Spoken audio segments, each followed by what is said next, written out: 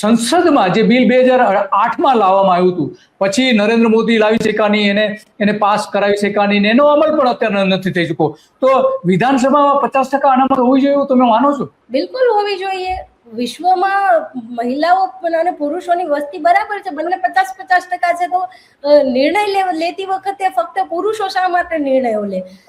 રાજકારણ એટલે શું? મૂળ તો વ્યવસ્થા સાચવવાની છે ને. રાજકારણ એટલે તમામ પ્રકારની સામાજિક, રાજનૈતિક, સાંસ્કૃતિક, તો વ્યવસ્થા બનાવવાનું, વ્યવસ્થા ચલાવવાનું, સાચવવાનું કામ ફક્ત પુરુષો શું કામ કરે?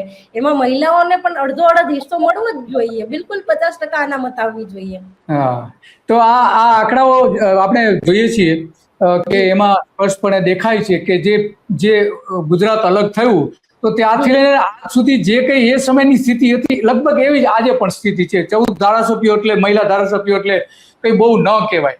તો આવી પરિસ્થિતિ જે ઊભી થઈ છે એના સ્વાભાવિક છે કે પુરુષ પ્રધાન જે રાજકારણ છે એ સૌથી વધારે જવાબદાર લાગે છે.